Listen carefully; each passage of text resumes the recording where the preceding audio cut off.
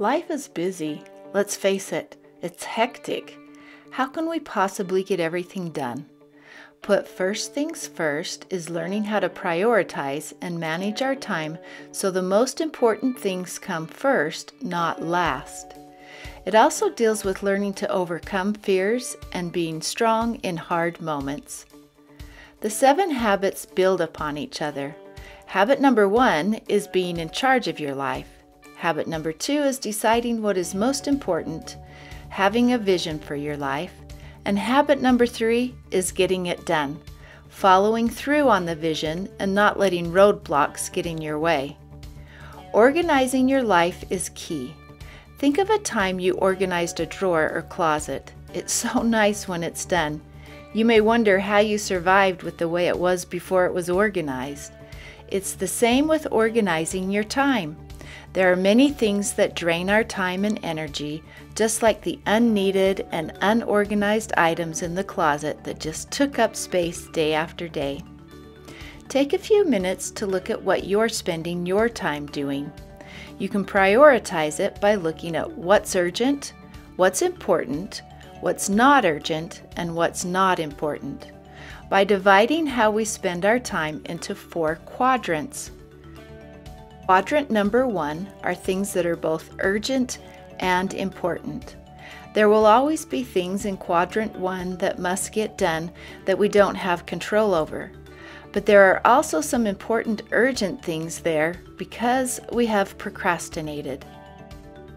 Quadrant 1 is part of life, but if we spend too much time in it, we will experience a lot of stress. Crisis, deadlines, doing things at the last minute. Quadrant 3 are things that are urgent but not important.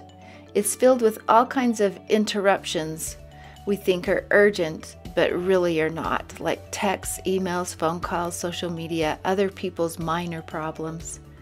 Quadrant 4 are things that are not important and not urgent. It's where we really waste our time. It may not necessarily be what we're doing, but what we're doing in excess, like too much TV or too much gaming or gossip, laying around or social networking. Quadrant 2 are things that are important but not urgent. If you're spending most of your time in quadrant 2, you've learned to prioritize. Looking at what needs to be done and getting the most important things done first. Planning ahead, relationships, some needed relaxation, and exercising. By spending your time in quadrant 2, you'll have more control of your life, be balanced, and perform better. Well, how can we shrink the other quadrants? We can start by procrastinating less. That's shrinking quadrant 1. Learning to say no to unimportant things that pull you away from the important ones. That shrinks quadrant 3. And cutting down on slacker activities, doing them less often, that's shrinking quadrant 4. We can increase our time in quadrant 2 by creating a weekly plan. Planning daily is too narrow, and planning monthly is too wide.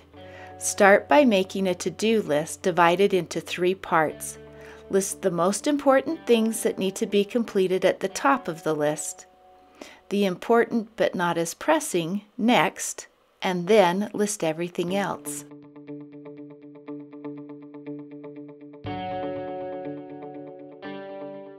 Have you ever seen the rock, gravel, sand demonstration?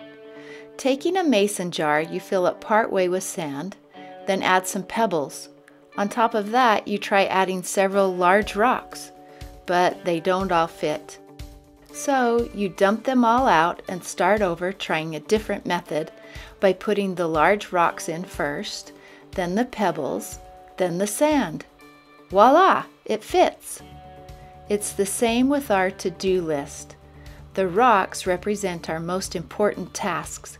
By doing them first, it seems to provide more time for the important but less pressing tasks, the pebbles, and even leaves some time for fun, relaxing things, the sand. As we look at our weekly plan, We then daily adapt it as needed.